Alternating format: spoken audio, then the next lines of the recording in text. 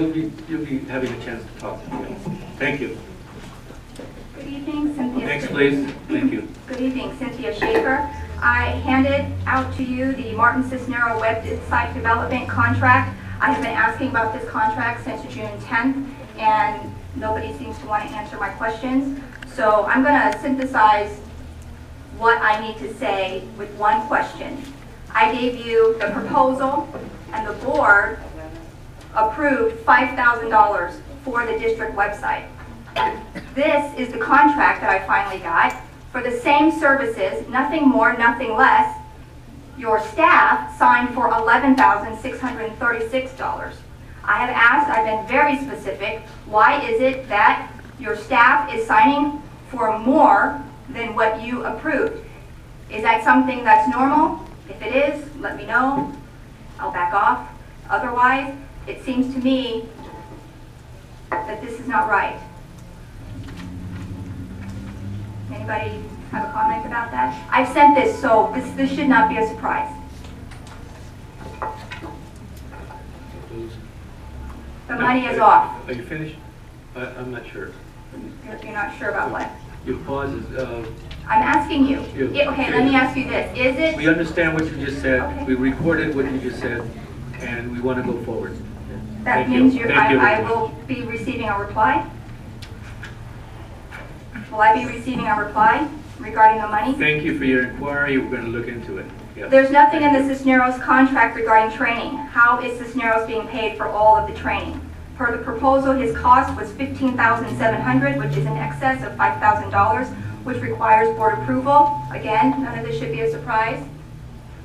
I just want to be on public record so everybody knows that you guys know. I've been clicking around and there's very little improvement from the old website. Certainly not to justify spending $11,000. There are deficiencies and a myriad of outstanding questions which Mr. Stratton and Ms. Macias will not answer. And I want to add, Ms. Macias, that it's very disingenuous for you to say that the old contractor... Please address the board, please. That the old contractor is responsible for redirecting. The new contractor is responsible for that. I would like to show you what is actually on the website. Okay? Eyewear. You guys need to take a look. Who's testing? You've got stuff on your website that has nothing to do with school business. You have no quality control going on. You have no change content policy. There's nothing. I go to the parent portal and it's a dead link. Okay, Dr. Lusa, would you please address this? And if you need to, you can draw in the rest of the staff. Okay. Yeah. It's Dr. Lusa's time right now to answer that question. Okay. Dr. Lusa, actually, with all due respect... Excuse me. The superintendent has the floor right now. Yes, Thank sir. you. Yes, sir. Thank you, Mr. President. The community member got it all wrong, completely wrong. I mean, here we have a contract for $25,000 that was presented initially to the board to do so many things. My recommendation to the board was no.